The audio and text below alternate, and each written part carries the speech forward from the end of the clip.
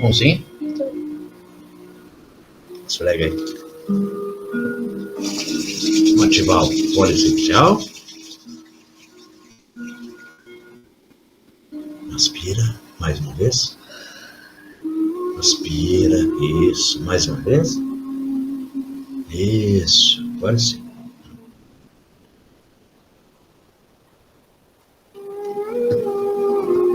Olá, seja muito bem-vindo a este momento de tratamento espiritual. Hoje estamos aqui em companhia do meu amado filho, que também vai participar conosco do nosso evangelho, na nossa hora em que a gente se conecta com o nosso eu interior e com o nosso divino. Vamos lá? Vamos iniciar então a nossa leitura de hoje do Evangelho segundo o Espiritismo. Capítulo 18, Sede Perfeitos. O homem de bem. O verdadeiro homem de bem é o que cumpre a lei da justiça, de amor e de caridade, na sua maior pureza. Se ele interroga a consciência sobre seus próprios atos, a si mesmo perguntará se violou essa lei, se não praticou o mal, se fez todo o bem que podia, se desprezou voluntariamente alguma ocasião de ser útil, se ninguém tem qualquer queixa dele, enfim, se fez a outrem tudo o que desejara lhe fizesse. Deposita fé em Deus, na sua bondade, na sua justiça e na sua sabedoria. Sabe que sem a sua permissão nada acontece e se lhe submete à vontade de todas as coisas. Tem fé no futuro, razão porque coloca os bens espirituais acima dos bens temporais. Sabe que todas as vicissitudes das vidas, todas as dores, todas as decepções são provas ou expiações, e as aceita sem murmurar. Possuído do sentimento da caridade e de amor ao próximo, faz o bem pelo bem, sem esperar paga alguma. Retribui o mal com o bem. Toma a defesa do fraco contra o forte e sacrifica sempre seus interesses à justiça. Encontra a satisfação nos benefícios que espalha, nos serviços que presta, no fazer de todos os outros, nas lágrimas que enxuga, nas consolações que prodigaliza aos aflitos. Seu primeiro impulso é para pensar nos outros antes de pensar em si. É para cuidar dos interesses dos outros antes dos seus próprios interesses. O egoísta, ao contrário, calcula os proventos e as perdas decorrentes de toda ação generosa. O homem de bem é bom, humano e benevolente com todos, sem distinção de raça, nem de crenças, porque em todos os homens vê irmãos seus. Respeita nos outros todas as convicções sinceras e não lança anátema aos que, como ele, não pensam. Em todas as circunstâncias, toma por guia a caridade, tendo como certo que aquele que prejudica outrem com palavras malévolas, que fere com o seu orgulho e o seu desprezo a suscetibilidade de alguém, que não recua a ideia de causar um sofrimento, uma contrariedade, ainda que ligeira, quando a pode evitar. Falta ao dever de amar o próximo e não merece a clemência do Senhor. O homem de bem não alimenta o ódio, nem rancor, nem desejo de vingança. A exemplo de Jesus, perdoa e esquece as ofensas, e só dos benefícios se lembra, por saber que perdoado lhe será conforme houver perdoado. É indulgente com as fraquezas alheias, porque sabe que também necessita de indulgência e tem presente essa sentença do Cristo. Atire-lhe a primeira pedra àquele que se acha sem pecado. Nunca se compraz em rebuscar os defeitos alheios, nem ainda em evidenciá-los. Se a isso se vê obrigado, procura sempre o bem que possa atenuar o mal. Estuda as suas próprias imperfeições e trabalha incessantemente em combatê-las. Todos os esforços emprega para poder dizer, no dia seguinte, que alguma coisa traz em si de melhor do que na véspera. Não procura dar valor ao seu espírito, nem aos seus talentos, e expensam de outrem. Aproveita, ao revés, todas as ocasiões para fazer ressaltar o que seja proveitoso aos outros. E por aí segue. Esta é a passagem do Evangelho que nos demonstra quais são as características do homem de bem. O homem de bem é aquele que faz o bem sem olhar a quem.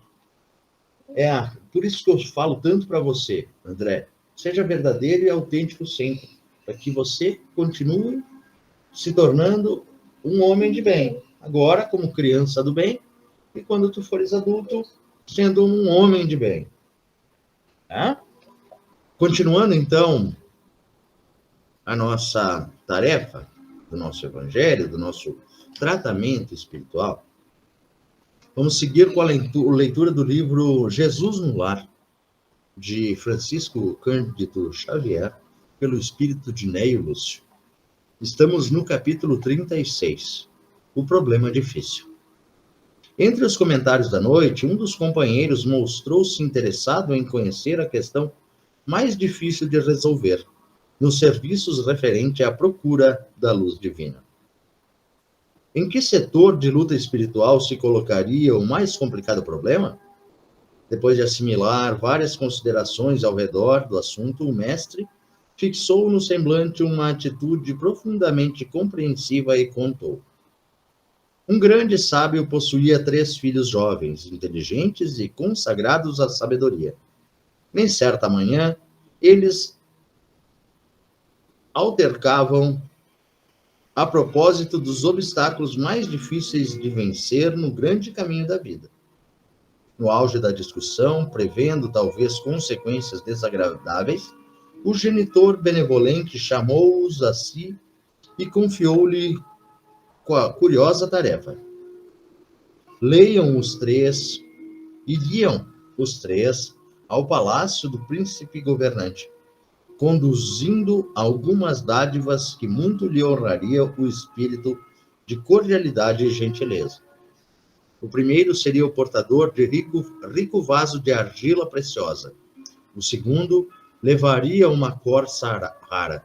O terceiro transportaria um bolo primoroso da família. O trio fraterno recebeu a missão com entusiástica promessa de serviço para a pequena viagem de 3 milhas. No entanto, a meio do caminho, principiaram a discutir. O depositário do vaso não concordou com a maneira pela qual o irmão puxava a corça delicada, e o responsável pelo animal dava instruções ao carregador do bolo, a fim de que ele não tropeçasse, perdendo o manjar.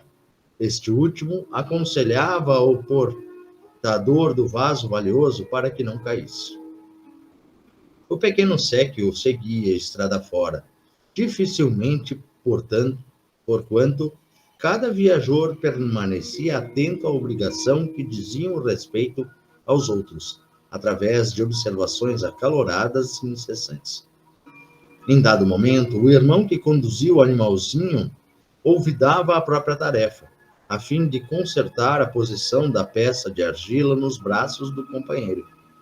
E o vaso, premiado pelas inquietações de ambos, escorrega de súbito para espatifar-se no cascalho poeirento. Com o choque, o distraído orientador da corça perde o governo do animal, que foge espantado, abrigando-se em floresta próxima. O carregador do bolo avança para assustar-lhe a fuga, intentando-se pelo mato adentro, e o conteúdo da prateada bandeja se perde totalmente no chão. Desapontados e irritadiços, os 3 rapazes tornavam a presença fraterna, apresentando cada qual a sua queixa e a sua derrota. O sábio, porém, sorriu e explicou-lhe: aproveitem os ensinamentos da estrada. Se cada um de vocês estivesse vigilante na própria tarefa, não colheriam as sombras do fracasso. O mais intrigado problema do mundo, meus filhos, é o de cada homem cuidar dos próprios negócios, sem intrometerem-se nas atividades alheias. Enquanto cogitamos de responsabilidades que competem aos outros, a as nossas viverão esquecidas. Jesus calou-se pensativo e uma prece de amor e reconhecimento completou a lição. Que belo exemplo trazido nesta passagem desse capítulo 36 do Jesus no Lar, que nos fala justamente sobre cada um cuidar de suas próprias responsabilidades. Por exemplo, a minha responsabilidade como empresário é cuidar da minha empresa. A minha responsabilidade quanto pai é cuidar da tua saúde física, da tua saúde mental e emocional. Correto?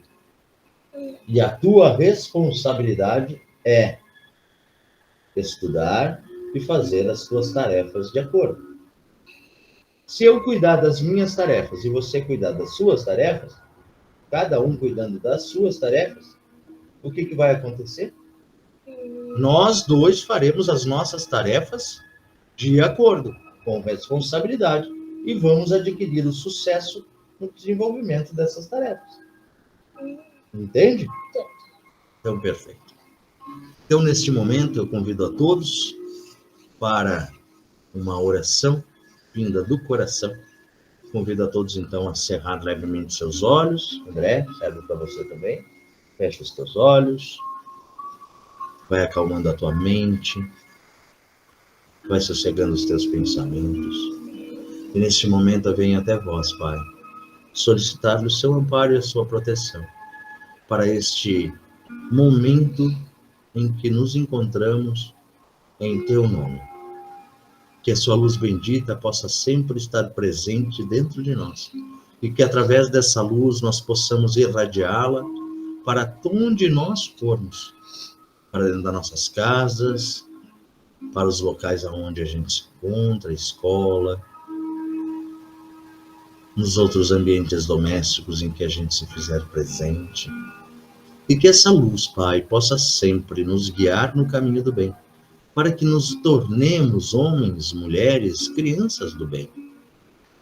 Que esta sua luz, Pai, possa invadir os nossos lares e, ao fazê-lo, limpar daqui todos os miasmas, formas, pensamentos que possam estar impregnados aqui em nosso lar e no lar de todos esses irmãos que nos acompanham na tarde de hoje. Peço também aos caravaneiros do amor que promovam uma limpeza profunda em todos os ambientes de nossa casa, de nosso lar, a fim de que possam arrebanhar todos os irmãos e irmãs que porventura estão aqui em busca de luz, de amparo, de apoio. E mesmo aqueles que estão aqui com outras intenções equivocadas, também eles, Pai, possam ser levados a algum posto de socorro e lá receberem todo o alívio para as suas dores que tanto os incomodam. Obrigado, Senhor, por este momento de paz, este momento de luz, este momento de amor que desenvolvemos neste momento. Pedimos por todos os nossos amigos, pedindo por todos os nossos inimigos, e pedimos também, Pai, por todas as pessoas que vão em nossa mente e nosso coração, que as suas bênçãos sejam sempre derramadas sobre cada um de nós, hoje e todo sempre.